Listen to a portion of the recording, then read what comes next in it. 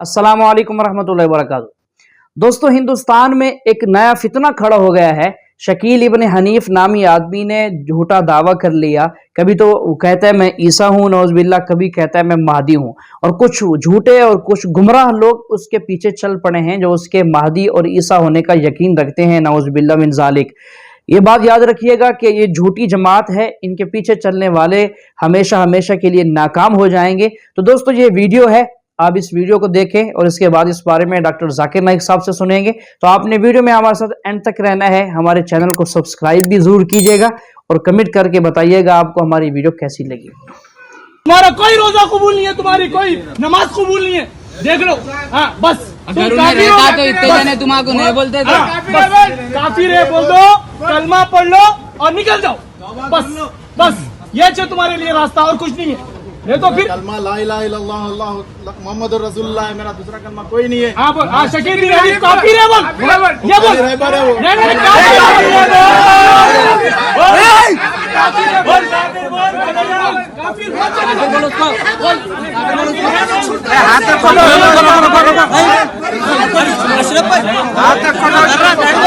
अपना भी अपन भी खेलेंगे।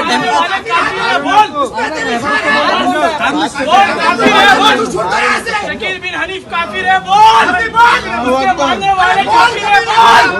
बस बस मेरा अल्लाहू अकबर बोलना, मेरा कलमा पढ़ना तेरे लिए कोई नजात का जरिया नहीं है। जब तक कि तू खत्म नबूवत का इनकार करता है, तू नबी का इनकार करता है, नबी का इनकार करता है, तू हमारे रसूल का इनकार करता है, तू कुरान का इनकार करता है, तू हदीस का इनकार करता है, बस तेरा कलमा पढ़ना तेरे लिए कोई नजात का जरिया नहीं है। जल्दी बोल, बोल, उलमा जो है उनके के वारिस है, एक वारिस संदार है, को बोल कलमा पढ़ ले, बोल कलमा पढ़ ले। शकील बिन कलमा हनीफ पढ़ ले, काफिर है, कामयाब हो जाएगा। उसके मानने वाले काफिर है, बोल दे, बोल बोल। अल्लाह के नबी आखिरी नबी है क्या? बिल्कुल आखिरी पढ़ो वाला कलमा। ला इलाहा इल्लल्लाह मोहम्मद रसूलुल्लाह सल्लल्लाहु अलैहि वसल्लम। हाँ, अरे शकील बिन हनीफ बोलो कज़्ज़ाब है, झूठा है, दज्जाल है। बोलो अल्लाह के शकील बिन हनीफ कज़्ज़ाब है, दज्जाल है, झूठा है, ये बोलो आप।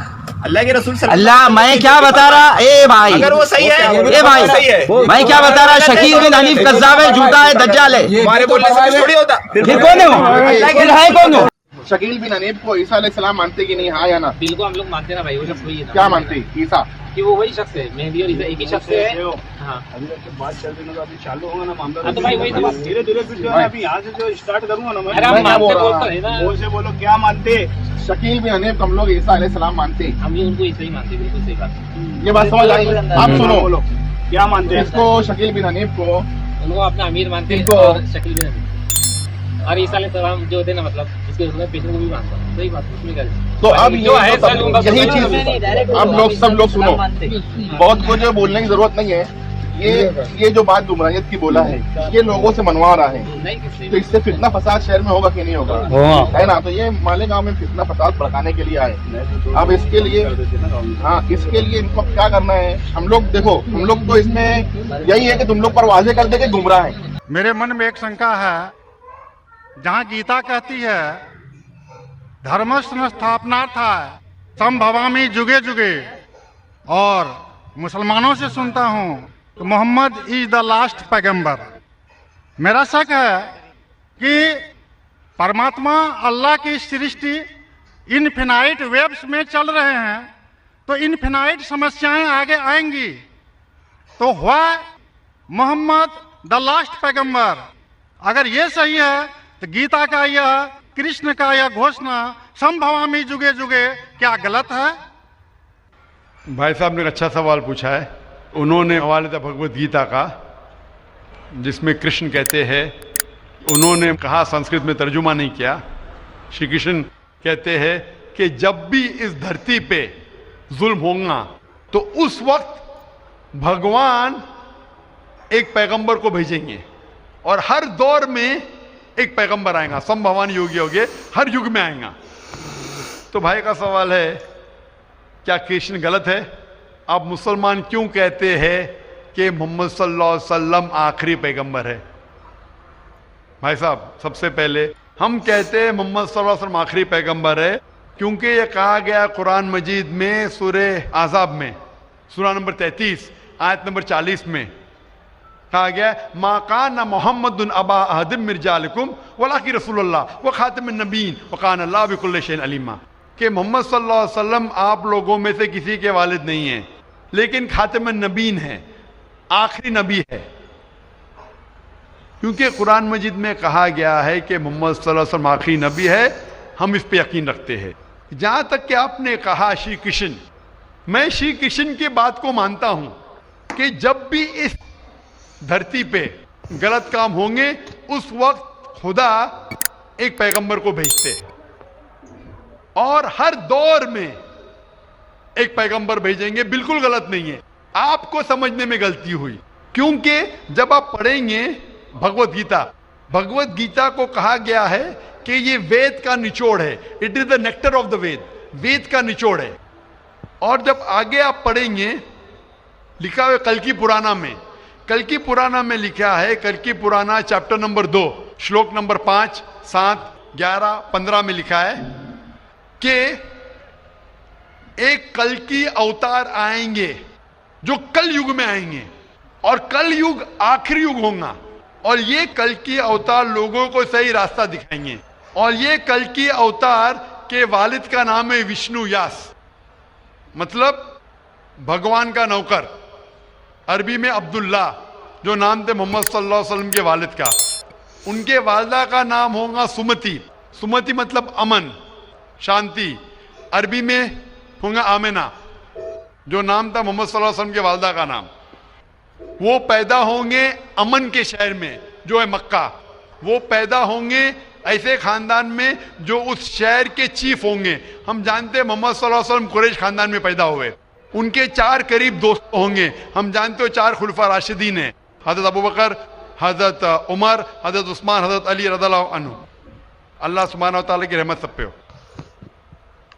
उनको सबसे पहली वही मिलेंगी एक गार में, एक केव में। हम जानते हैं मोहम्मद सल्लल्लाहु अलैहि वसल्लम को सबसे पहले वही मिली गारे हिला में, उनको रात के बाद सबसे पहले वही आएंगी। वो he will migrate northwards and come back, और मोहम्मद सल्लल्लाहु अलैहि वसल्लम मदीना में हिजरत की और फिर से वापस मक्का लौटे।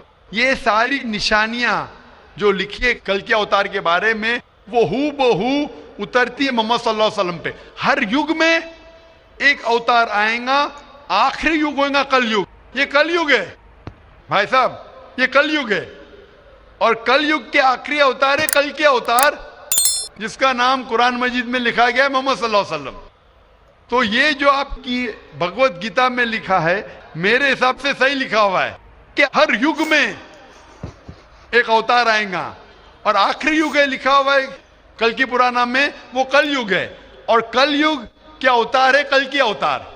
तो आप सबको जोड़ेंगे तो पता लगता है कि आपके वेद में भी कई निशानी है मोहम्मद सल्लल्लाहु अलैहि वसल्लम की, कई बार मोहम्मद सल्लल्लाहु अलैहि वसल्लम का जिक्र है।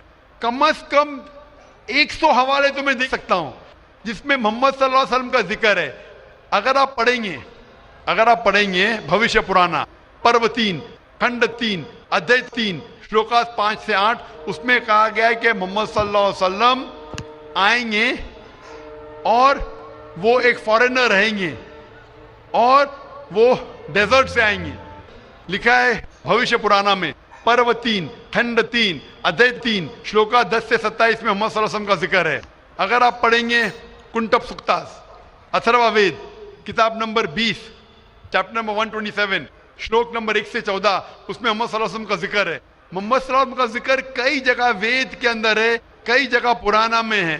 तो अगर आप भगवत गीता को लेते हैं, पुराना को लेते हैं, कल की पुराना को लेते हैं और एक मानते हैं, तो सारे ये श्लोका कह रहे हैं कि आखिरी पैगंबर आने वाले मोहम्मद सल्लल्लाहु अलैहि वसल्लम है, और हमें मोहम्मद सल्लल्लाहु अलैहि वसल्लम मानना चाहिए। भाई साहब जी भगवत गीता मानते हैं आप?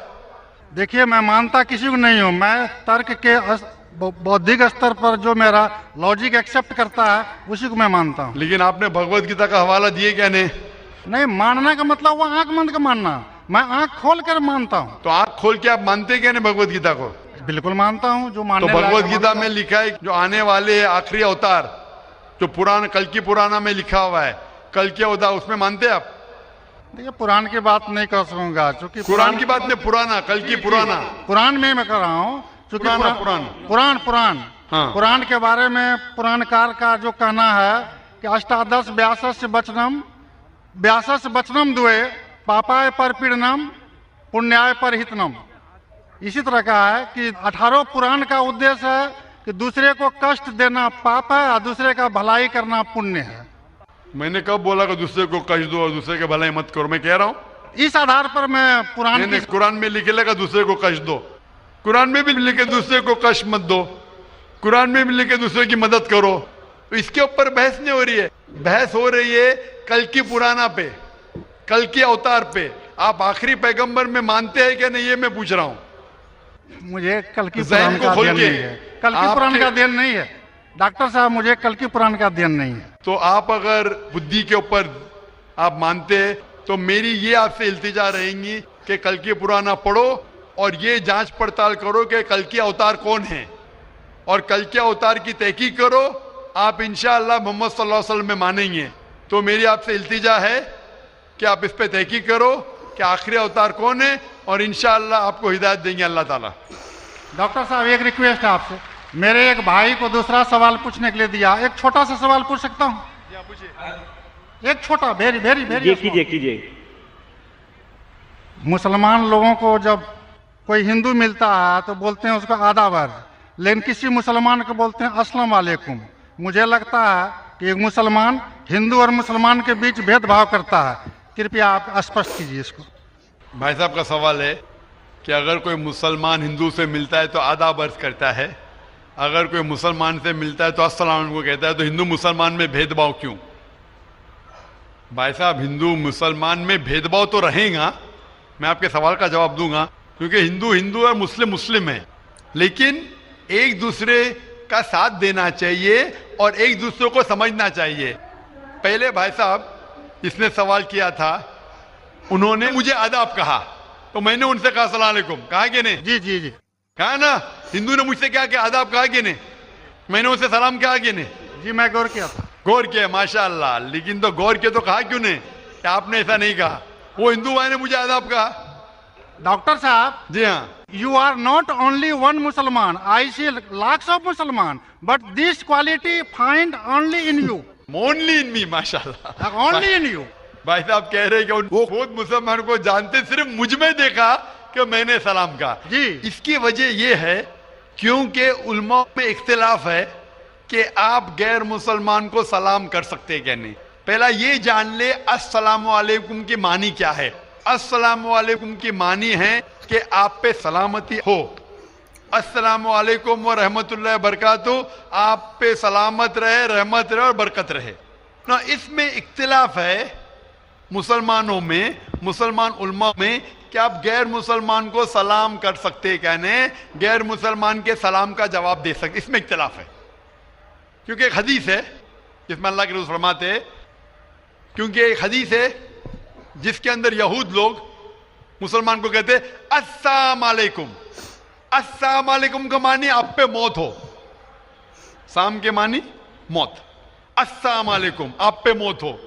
तो अल्लाह के रसूल ने फरमाया आपको अलैकुम उन पे भी। तो ये हदीस है, सही हदीस है।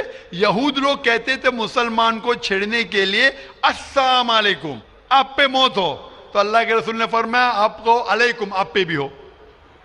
तो इसकी वजह से इख्तिलाफ और कई हदीसें हैं, मैं ज्यादा बहस में नहीं जाना चाहूंगा, लेकिन यह कहना चाहूंगा कि कुछ उलमा ये भी कहते हैं कि आप अस्सलाम वालेकुम कह सकते, क्योंकि कुरान मजीद की एक आयत है सूरह निसा में, सूरह नंबर 4 आयत नंबर 86 इसमें कहा है, अगर कोई आपको ग्रीट करता है, अगर कोई ग्रीट करता है तो आप और बेहतरीन तरीके से ग्रीट करो।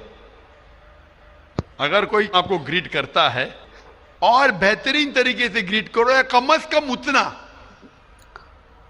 तो अगर कोई अस्सलाम वालेकुम कहता है, मुझे कहना चाहिए वालेकुम अस्सलाम व रहमतुल्लाह।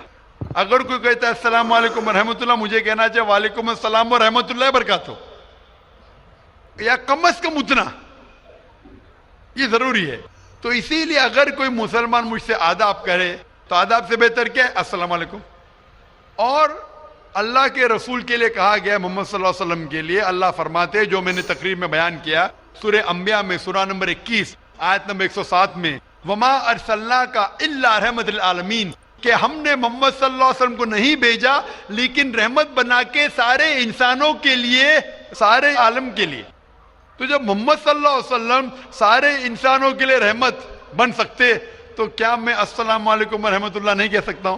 तो इस बुनियाद पे उल्मा का इख्तिलाफ है कि अस्सलाम कह सकते हैं। कहने मैं उन उल्मा में मानता हूं जो कहते हैं कि आप गैर मुसलमान को सलाम कह सकते और जवाब भी बेहतरीन दे सकते।